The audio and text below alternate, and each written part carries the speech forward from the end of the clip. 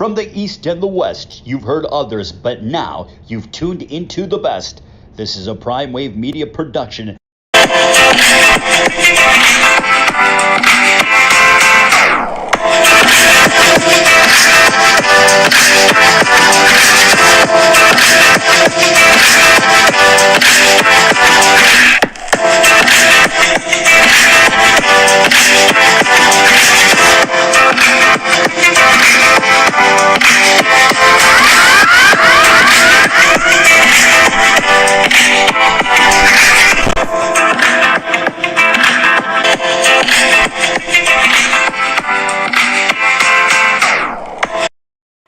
What's up, world? It's the one and only Pop DBICD Primetime Capper, and I'm feeling good. I'm feeling great.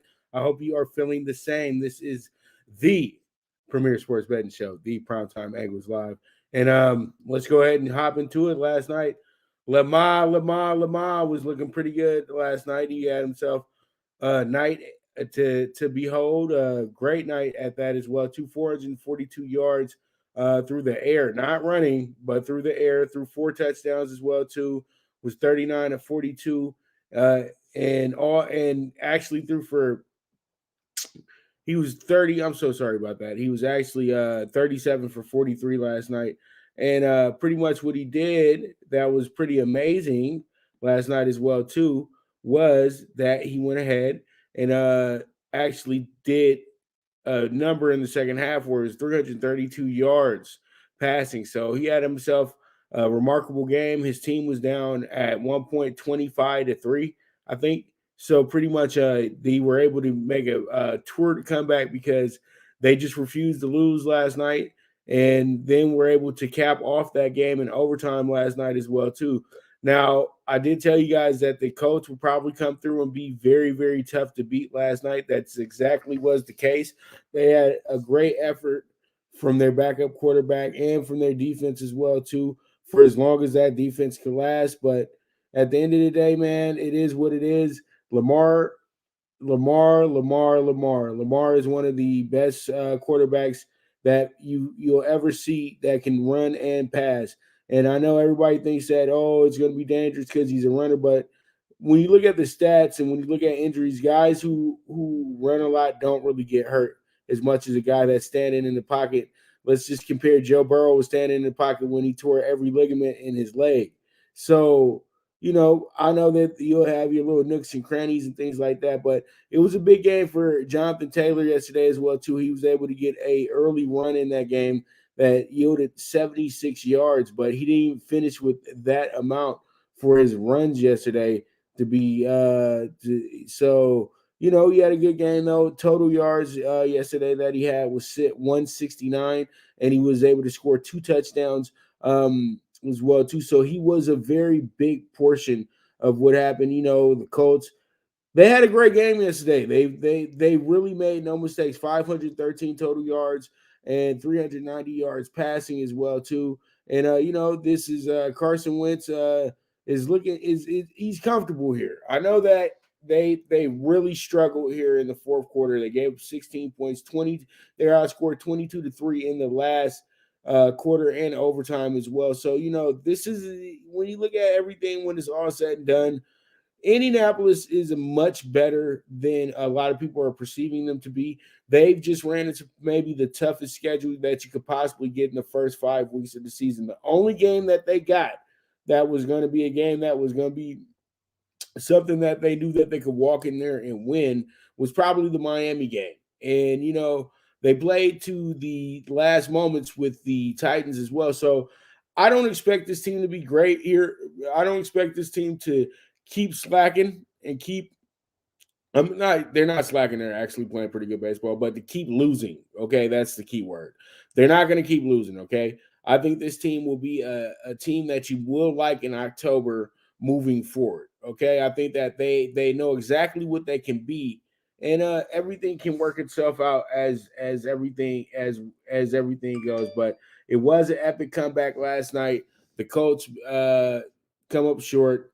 And, the people of Baltimore love this victory because you guys already know the Baltimore Colts, blah, blah, blah, blah, blah, moving in the middle of the night. So, hey, it is what it is at the end of the day.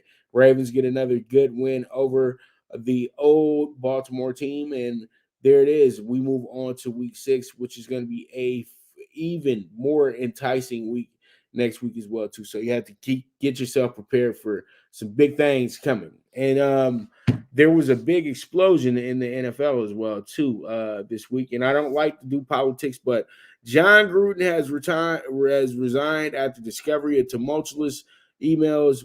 What do the Raiders have to do to say this promising season? Okay, first, John Gruden.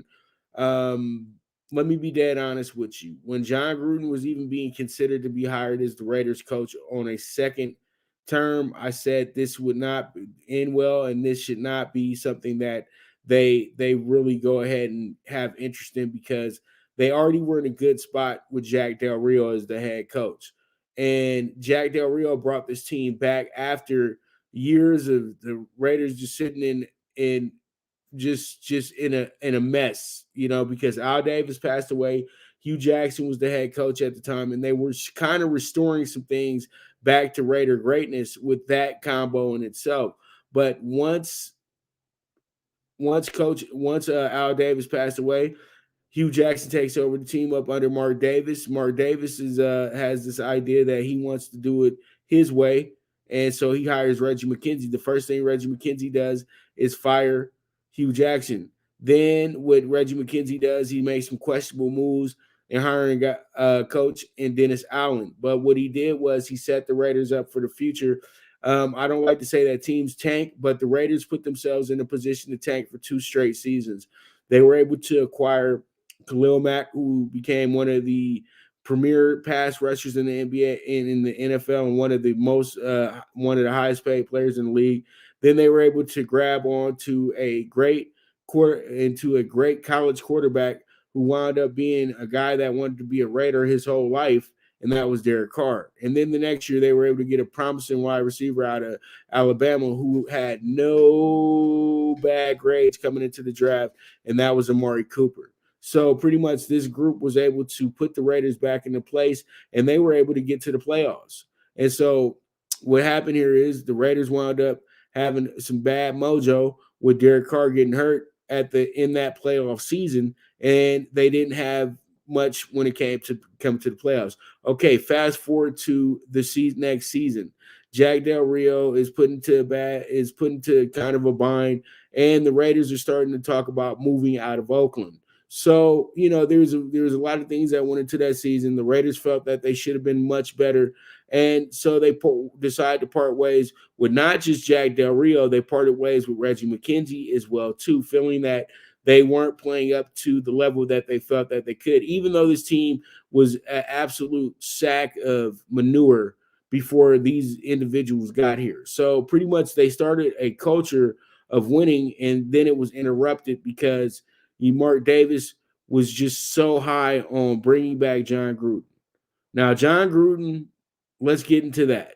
John Gruden was hired about 1997, 1998 by the Raiders as their head coach. He's a pretty good offensive coordinator coming from Green Bay, fresh off of that title run and everything like that, and coaching with Brett Favre and stuff. But there was a thing.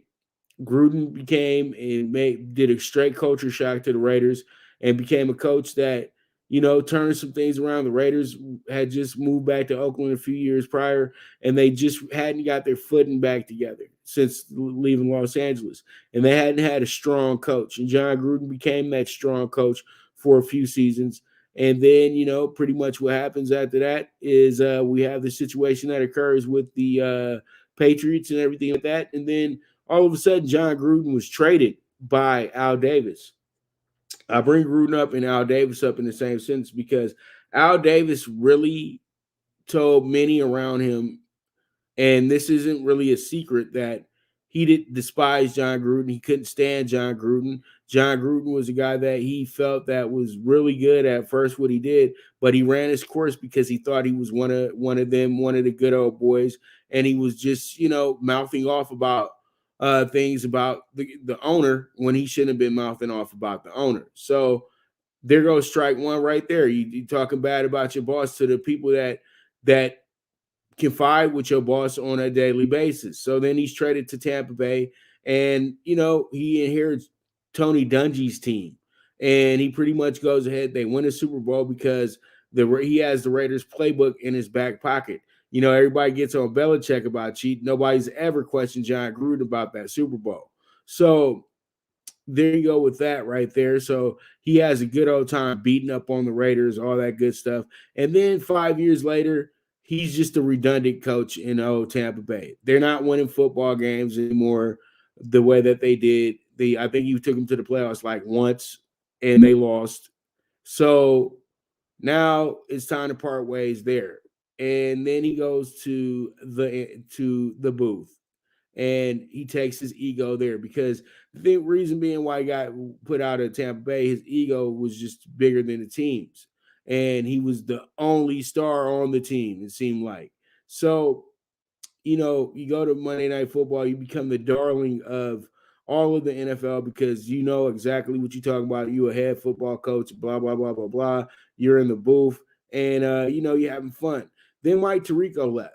And then Gruden started kind of getting happy feet and was thinking about coaching college football, but wound up getting an interview with the Browns, and the Browns didn't hire him, but it got his juices flowing again.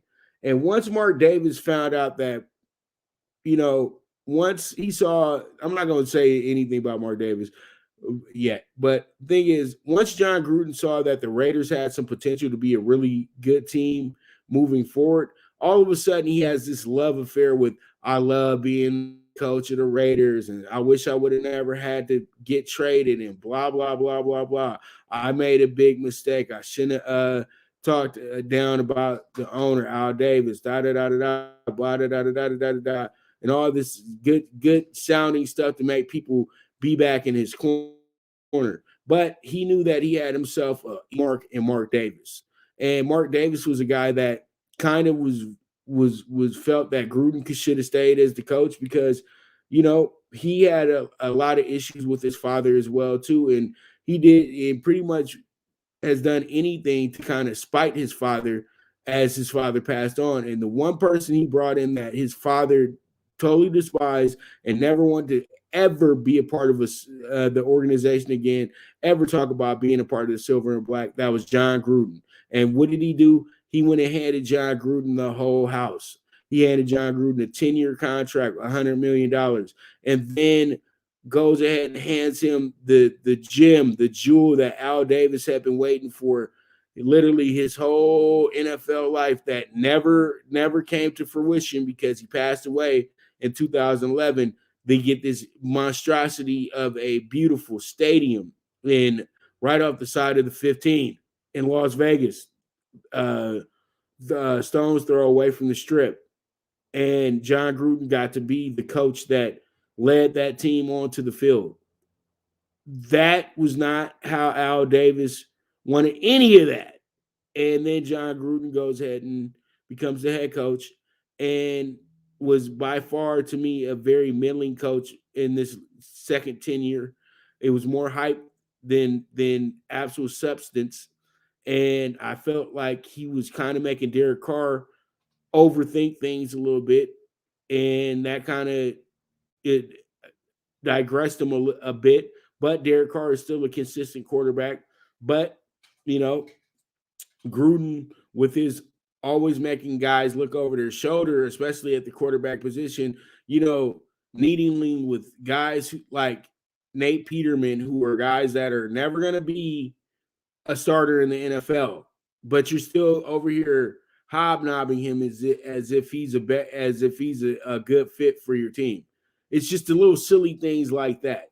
Gruden is more of a character than anything, and that's why he was able to stick around so long because he says things, cracks people up a little bit. You know, he just has a character. He's a character. That's what it is at the end of the day. The Pete Roses of the world, the just guys that just they talk and they talk and they talk, and sometimes they talk themselves out of a job. Now, everybody knows when you have work emails, you're not supposed to go ahead and spill your whole true feelings on things. You're supposed to be quick and alert and send out what has to do with the job at hand. Those type of conversations are conversations that you need to have with people Well, you don't need to have these conversations at all, but people have these conversations on a daily basis. And John Gruden's not the only person that does this. This is everybody says something foul about somebody else's race, gender, or something of that nature. And I know people are going to probably say, no, I don't do that. Yeah, you do. You just don't do it in a public setting. That's the whole thing, because you're smarter than that. You're better than that. You know what I mean? But people have opinions, and it happens at the end of the day. But you know what? John Gruden cannot be excused for what was said. It just is just everything he was saying is the whole direction the NFL is going in right now. Now, my thing is that he knew that this possibly could be something that came back to bite him in the butt. But his arrogance led him to believe that it would be smooth sailing. There's so many other distractions. Ain't nobody gonna bring this back up. And of all people, the Wall Street Journal was the one that brought this out. So they dug deep, but other people didn't want to break this story, but they did. So we all need to just understand that people gonna have opinions. We're not gonna agree with them, but when you cross the line of the direction that people are trying to go and trying to go forward and forget about these things that have held them back for the last, I don't know, 200-300 years. You know what I mean? And pretty much the NFL is a place that has to have an open mind for everybody. And the NFL took a long time to have this open mind. And it started with Colin Kaepernick kneeling in a game and getting the public behind him. And the public was just fed up with the non-accountability of the NFL. Now the NFL wants to be accountable about everything that goes on in the league. And so if they have people in place that are doing things like John Gruden did, then they can't be a part of this league anymore. Because the public is pretty much said that they do not want they don't want this person around. And I think that it's a right, it's a privilege, it's not a right to be a coach, player, anything involved in the NFL. It's a privilege. And you have to be able to understand when that privilege is taken away from you because of your words. You just have to make sure that you know that if you are the type of person that is very opinionated and you don't want to, and you can't hold back what you say, then don't sign up for it. You already know. You have to approach these things in a professional and smart way. John Gruden did absolutely the opposite. And even when it was brought up to him, he didn't account for it the correct way. He didn't show any type of empathy towards what he had said. And this is what pretty much put him out of the NFL. He's not coming back. All right. So pretty much there it is. That's it. And that's all I'm saying about this situation right here. And this is probably the last political situation I'll bring up, but I had to talk about it because, as a person that admires the Raiders, the Raider Nation, and things like that, I had to bring this up because it's finally like you guys finally get it about John Gruden, that he had no business coming back to coach the Raiders and literally should have took his butt to college. But all in all, this day was going to come. It didn't matter if he was still working at ESPN. It didn't matter if he was coaching college ball. It didn't matter if he was coaching the Raiders right now. He was going to get removed from whatever he was doing. So, John, happy trails. Enjoy your wife and your nice little suburb down there in Florida. All right, so we move on. Let's talk about the number 2 team in the nation. Iowa is the team that nobody is talking about. Iowa has just as good of a defense as Georgia, even though Georgia's only given up 33 points on the season. But you still have this Iowa team that is playing with some house money, I feel like, in a sense, and they are just going about their business every week. And that win last week was huge against Penn State because Penn State came into that game with a very, very, very good little run that they had put together before getting there. And, pretty much Penn State, last time they were in a situation like that against Iowa, they were able to perform and win that game in Iowa. So, Penn State seemed like they were making the move to be that team in the CFP this year because they're playing good ball and they know that they're going to play Ohio State this year and they're going to get Ohio State at home and all that good stuff. But, they just came short. Iowa, on the other hand, though, they're in a position right now where they can really run the table, but they do have some tough games coming up. And you guys are going to laugh at me, but their next tough game is the game that's coming up Saturday because they're playing Purdue, but they're thinking about Wisconsin. That's the last tough game that they have here for real in the last few weeks of the season. And then you still have Nebraska at the end of the year in the rivalry game. That's one that you have to look at and say to yourself, okay, that's the day after Thanksgiving as well, too. So that one can be a letdown as well. But it seems like I'm saying the Purdue game can be a letdown simply because the way that they won a highly emotional game last week, they come out in this one and fall flat on their faces, even though Purdue's not that good of a team this year. At the end of the day, they're not really good at all, but they can still play a part in ruining things for Iowa. So you have to be on the watch out for that. But their toughest game will come in Madison. And if they get past the Madison game, then they should be smooth sailing until they get to Lincoln. And I'm telling you right now, this is going to be something that may affect Iowa moving forward if the voters look at it in a certain way. Now, if they line it up with Ohio State in the championship game and they lose that championship game as an undefeated team, do they get the opportunity to come back and play in the CFP? No. That's what happens. See, what's going to happen there is this. Ohio State wins, they get back to the CFP because most likely Ohio State's going to win out for the rest of the year. Okay, so they'll be in the CFP. And then this will probably open up the door for Cincinnati if they can run the table this year. So Iowa has to keep winning and keep winning and keep winning and keep winning some more. Even though they're the number 2 team in the nation, that's just simply because you got Alabama out of the mix for just a week or so. Because once one of these other top 4 teams lose in the coming weeks, they'll be right back in the top 4. And so this is going to be a lot of fun. I think Iowa, being the number 2 team in the nation, is right on the money at this point right now. You got 2 of the best defensive units all across the nation on top. And, college football is an offense-laden sport. So pretty much this is huge when you got 2 of the best defensive teams as the top teams in the nation. And it's a little boring too. You know what I mean? We like to have those college football games just like that Arkansas Ole Miss game. So you know what it is.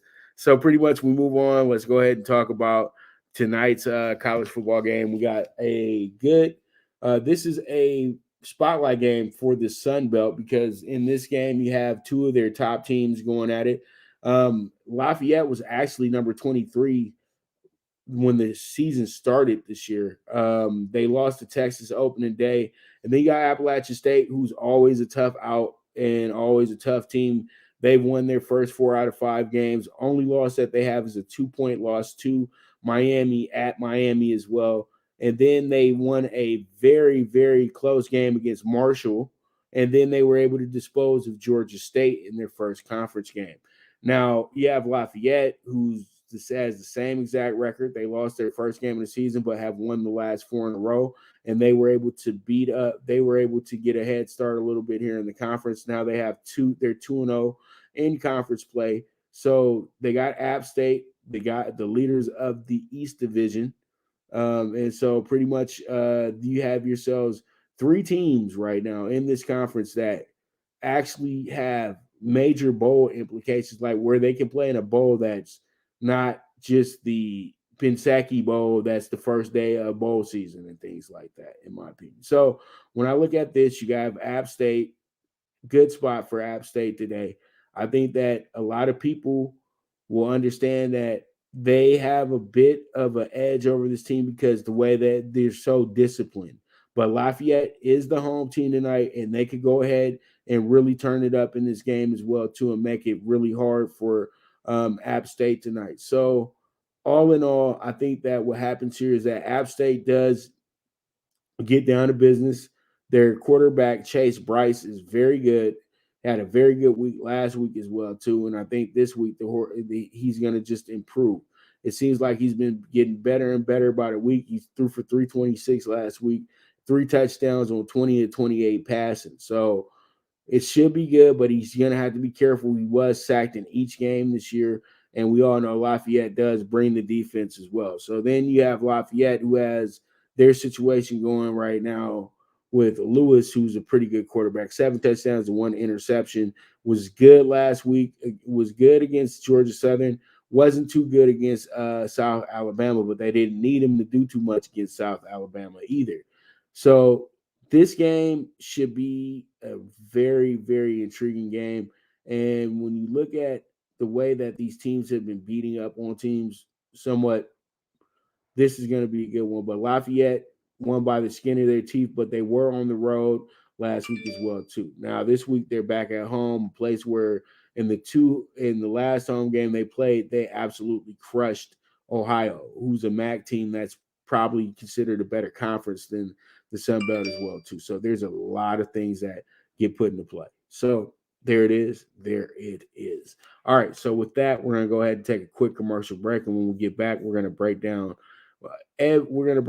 the baseball games for tonight, and then we'll get into talking tickets. So you guys stay tuned. This is the premier sports betting show, the Primetime Angles Live, with the one and only Pop DiBiase, the Primetime Capper. Good News Only Racing Club, led by the legendary Doug O'Neill, the trainer of 2 Kentucky Derby winners and I'll Have Another and Nyquist. Also trained 2-time Breeders' Cup champ Golden Sense, who are just a part of a long list of thoroughbred champions trained by Doug O'Neill. The Good News Only Racing Club has a young core of horses to look out for in Dennis's Celery, Irish Heatwave, and Notre Dame, just to name a few. Win the day every day with the Good News Only Racing Club, a proud sponsor of the NFL Bet Exchange. From the East and the West, you've heard others, but now you've tuned into the best. This is a Prime Wave Media production.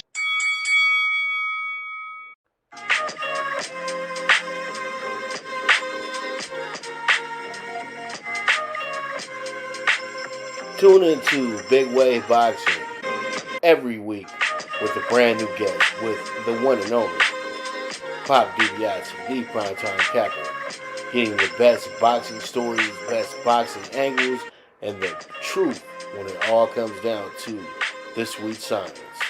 Tune in to Big Wave Boxing on the Prime Wave Media channel on YouTube.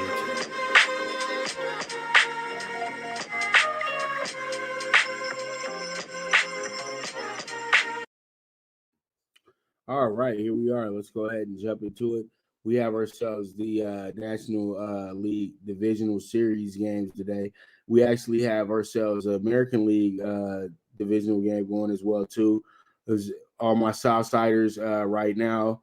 The Astros are down 2-1 after a double from Carlos Correa that knocked in Jose Altuve and Alex Bregman. So they had an early lead. Gavin Sheets hit a home run in the second inning. But now it's 2-1 Astros, and this game is in the top of the third as well, too. So for everybody that needs an update on the game, the score right now, Astros 2-1, top of the third, and there it is. And you guys know that this game that I'm about to talk about right now, game four of the Brewers and the Braves, live from Atlanta. This game starts at 2:15 Pacific time, 5:15 Eastern time as well. So you guys understand that this game does start a little earlier, and then the late game later on tonight starts at 6:07 from the Ravine. And so pretty much, it's a full day of some playoff baseball. So let's go ahead and talk about the Brewers and the Braves. And the Braves got themselves a good win yesterday. Young Jock, it's a three-run home run yesterday. He's showing off his postseason brilliance, because that started as a Dodger, him hitting big home runs for the Dodgers and making games, getting games out of hand and stuff like that. But you got this really good pitching Braves team that is not getting any runs right now. I mean, Brewers team, sorry. And when you go back and look at things, their batting average on the season was 233. That was good for 27th in the league. And their best offensive category that I saw here was runs. They know how to manufacture runs because they're real patient at the plate. But slugging 23rd in that category. On base percentage 14, that's not that bad. But all in all, this team is lives and dies by the pitching. And this series hasn't had anybody, they haven't went over a total of 3 runs yet in this series. So something got to give. And I think today those bats will be alive because today they go against Charlie Morton for the second time. Eric Lauer is making his first appearance in the playoffs. So this works into the Brewers' favor, in my opinion.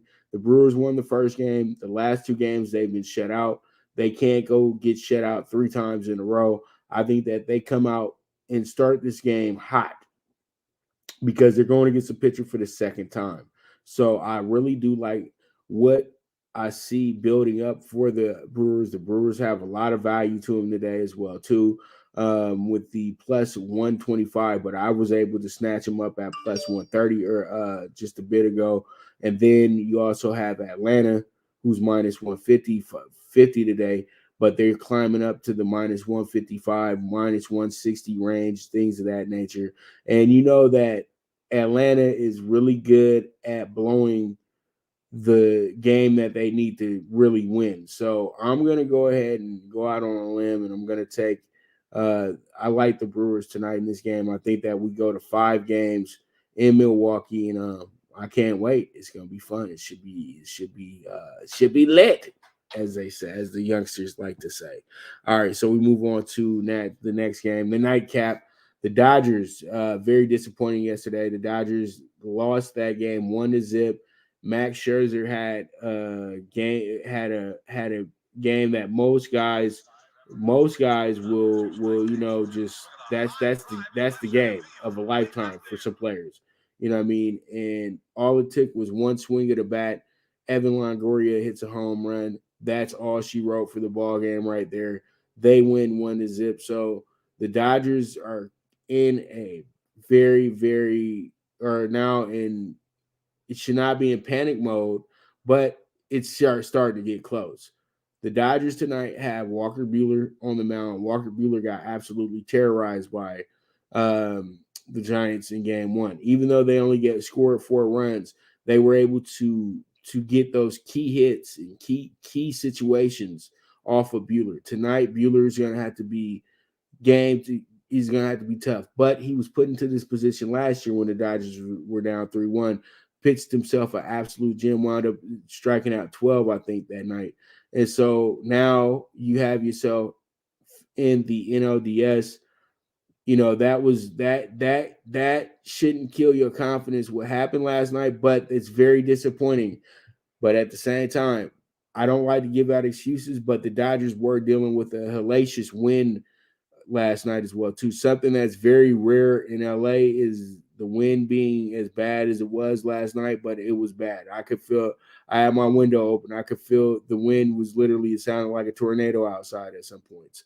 So pretty much that was kind of a factor into those balls not flying out the way that they usually do, or balls flying a certain way. But all in all, that's an excuse that, you know, that's an excuse the Dodgers should have been able to manage some runs in that game last night, but they weren't because the Giants were up to the task and they did a great job pitching last night. And it's that simple. You know what I mean? So tonight, the Dodgers got a chance to go ahead and win and get themselves back to San Francisco, and then pretty much winner takes all in that position. And I know that's exactly how the MLB offices want this series to go. And I think all of us had to understand, you know, the Dodgers, the game isn't over. The season isn't over yet for the Dodgers, but all of us had to understand, though, that we felt like this was going to go 5, even if they started the series in Los Angeles. So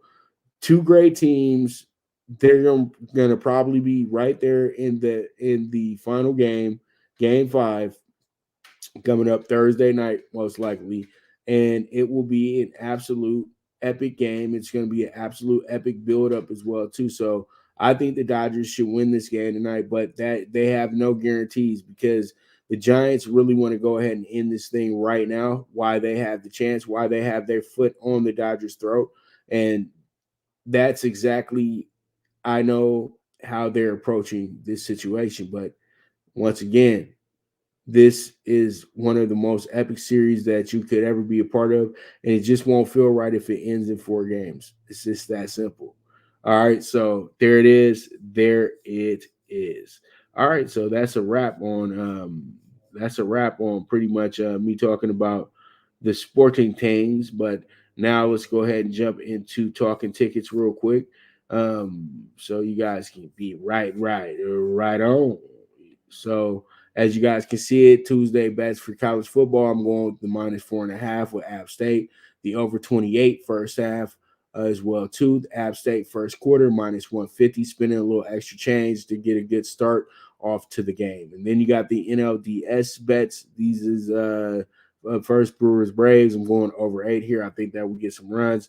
I'm going to take the Brewers in the first 5 innings to go ahead and be really good. And then I'm going to take the yes score first inning as well. And then I'm taking the Dodgers with the -1.5, the over 4 first 5 innings. And then the Dodgers scored first in this game as well, too, with the -135. And that's going to be my bets for tonight. So pretty much you guys go ahead and play them as you like and fade them if you want. But all in all, though, let's go ahead and get some money. That's what we signed up for. That's what we're here for, right? So with that, I want to thank you guys so much for tuning in once again. This is the premier sports betting show, the Primetime Angles Live, with your host, the one and only Pop DiBiase, the Primetime Capper. As I always say, bet with your head, not with your heart. If you have a hunch, bet a bunch. The movement is moving, and I am gone.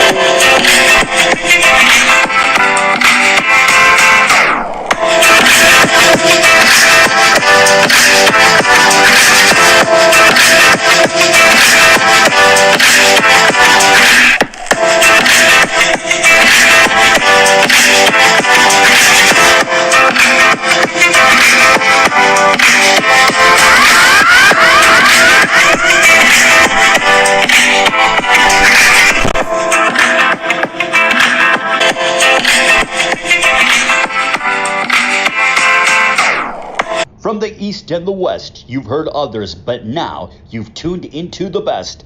This is a Prime Wave Media production